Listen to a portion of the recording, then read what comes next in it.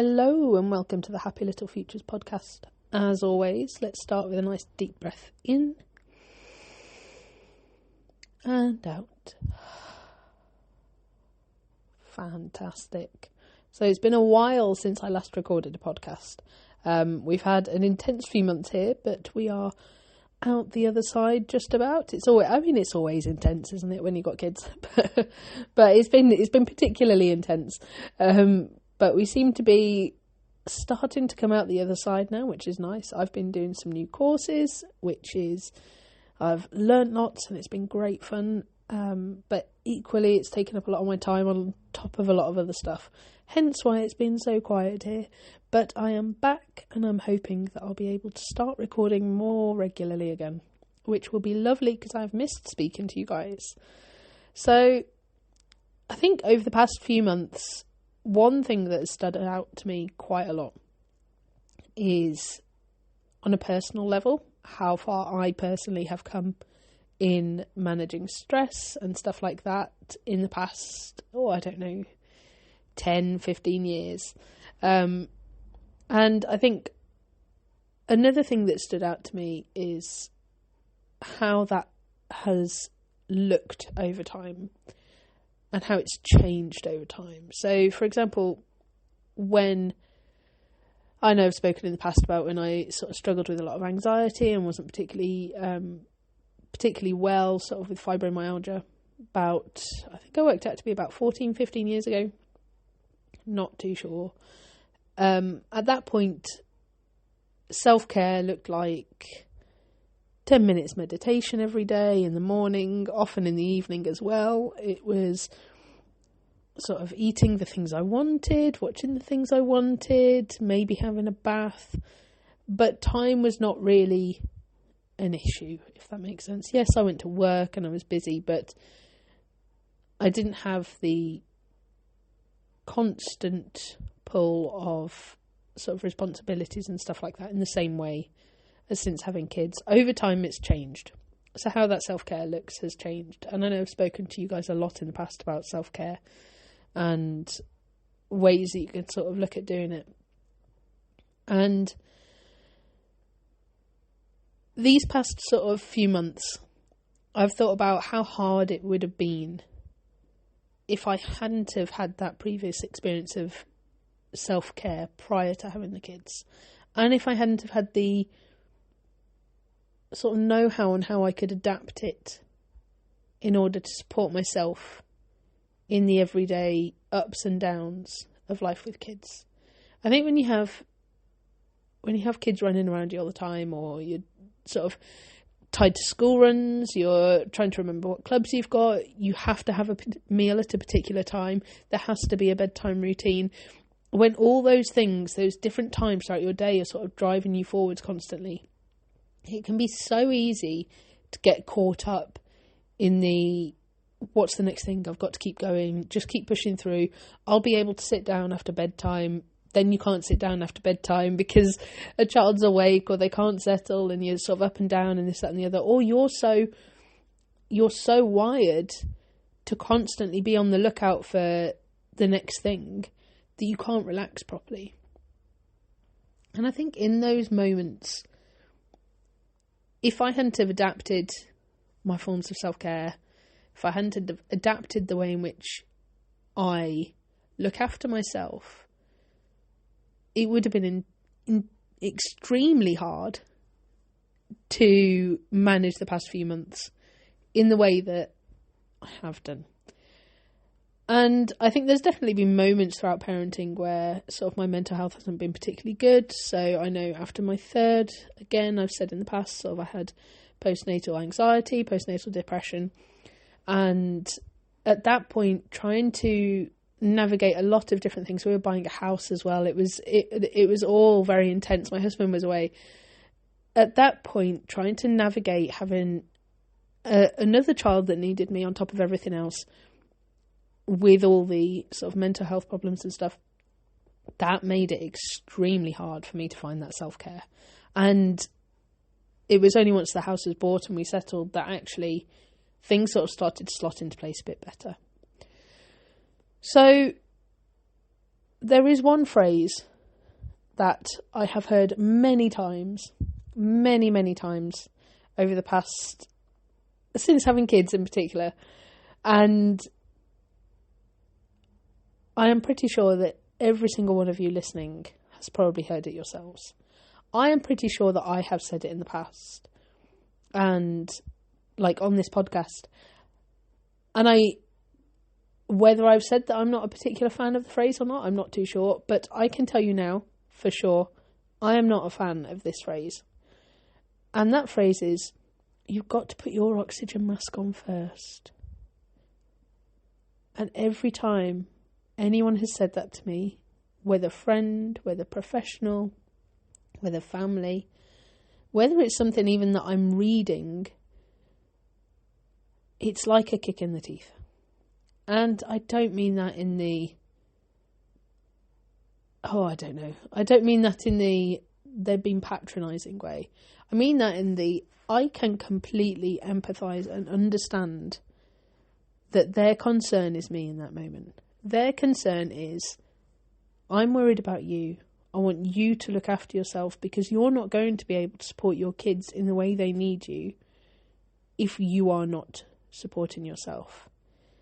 Just like if you're on a plane in that horrible situation, how is your child going to be able to necessarily reach and put their oxygen mask on first and support themselves if you haven't done yours? How are they going to feel if they're sitting there with their oxygen mask on, watching you struggle? And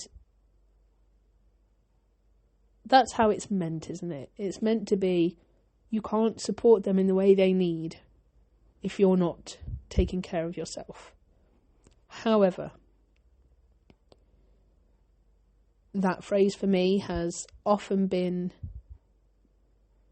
taken in, and this might sound bad, but I expect quite a few of you can relate to this. It's been taken as, you're not doing enough, you need to do more for yourself. Here's another thing to add to your pot. Like, stop worrying about all the stuff, all the meal times and all of that sort of stuff. Start having a bath, blah, blah, blah. It's that sort of thing, isn't it? And no, that's not how it's meant necessarily. And it's not how it's meant. It's not how it's meant at all, really, is it? It's meant to be, and I'm worried about you. Let's look after you as well as the kids. But it doesn't get taken that way all the time. It almost, for me personally, I can almost feel that fight or flight kick in.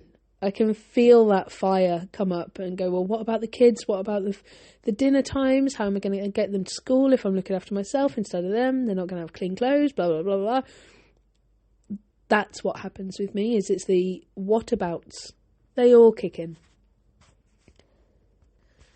So before I carry on, I'm just going to take a moment just to thank our sponsor, Rowan Fox. And Rowan Fox is a sustainable clothing brand with beautiful nature-inspired designs. And you can find their stuff at rowanfox.com or head to Rowan Fox on Instagram and Facebook.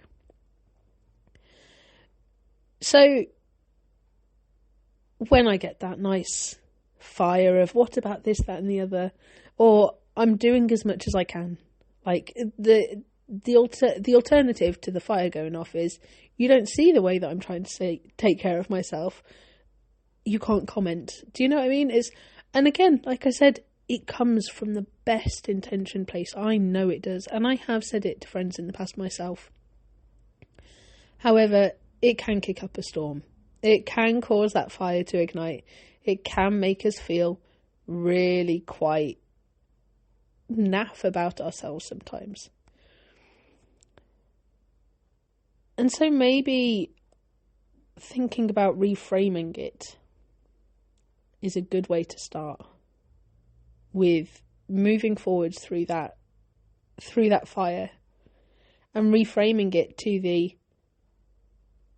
this person cares about me, this person wants to support me, this person in many ways might feel helpless in being able to do anything, and all they want to do is show that they're there and they're thinking about me. And someone has got my best interests at heart, which isn't always my own personal thing. I don't always have my own interests at heart when I'm trying to juggle all the children, when I'm trying to make sure everyone's in the right place at the right time, when I'm trying to make sure everyone is fed and has slept. This person wants to know that I am okay.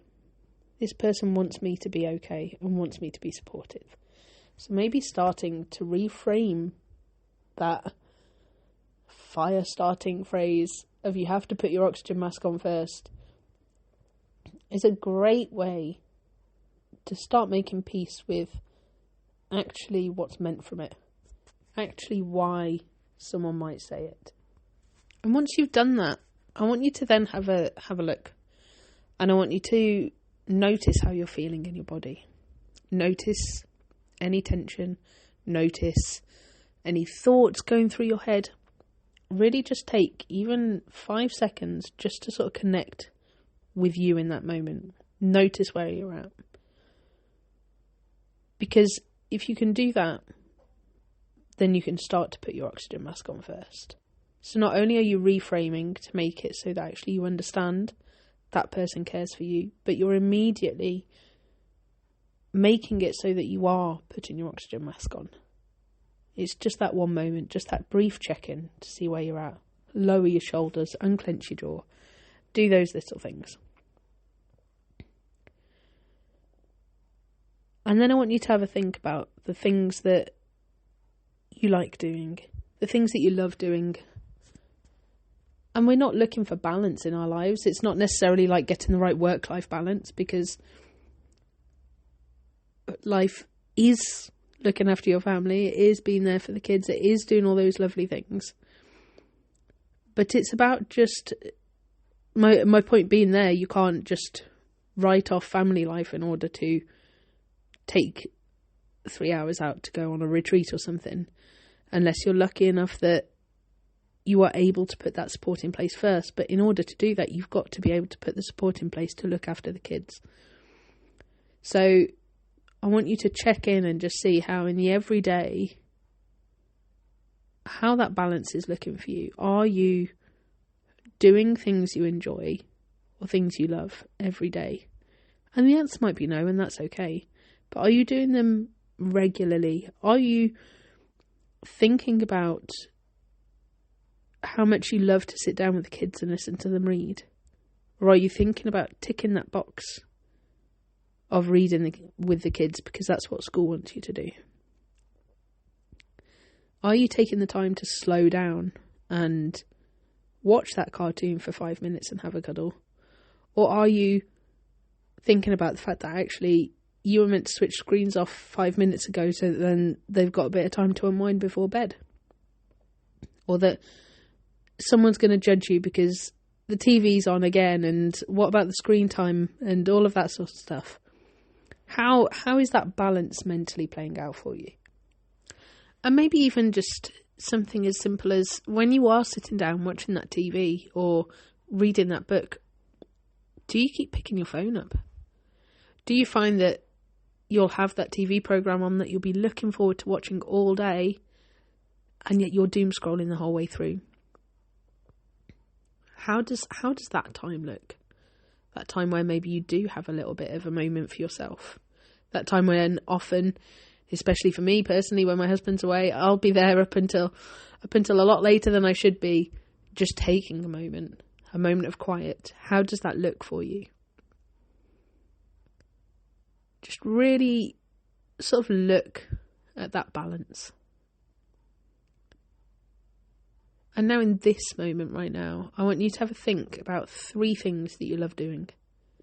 It might be 3 things that you love doing now, when you've got the kids around. It might be 3 things that you love doing when you get a moment to yourself. It might be 3 things that you used to do before you had kids, but you haven't done in a while. I want you to have a think about those 3 things. And maybe in this moment now, just take time to make one small step towards doing one of them. It could be planning what book you're going to read next. making a note on your phone as to the books you want to read in the future, setting an alarm to maybe get your art stuff out later and just put it on the table so that it's ready for when you want to do it. It could be checking in with someone that can look after the kids and saying, I don't suppose you're free for an hour just to watch the kids whilst I have a bath? Or something like that, depending on the age of your kids. What one thing can you do to push yourself towards maybe doing one of those things that you love? I'm going to leave you with that food for thought there. And I want you to really think deeply about how you can start putting your oxygen mask on, how you can start reframing that phrase so that you're seeing it as supportive for yourself and not as a frustrating comment that people make when actually things are tough enough. And I want you to think about you, who you are, and what you love doing, and how you can start making those little changes in your life. And if you want to join me, I will be doing a free masterclass later this month, and hopefully there will be a recording coming up soon as well, which you can just sign up to and get for free as a special thank you for listening, and my gift to you to help you to put your oxygen mask on first. And that will be the Put Your Oxygen Mask On First masterclass. So head to happylittlefutures.co.uk and you can either book your space for that, or you can keep an eye until the recording is available, and then you can have that so that you can do that in your own time. And that can be your one thing pushing towards putting your oxygen mask on first. And with that, I am going to say goodbye, and I will speak to you soon.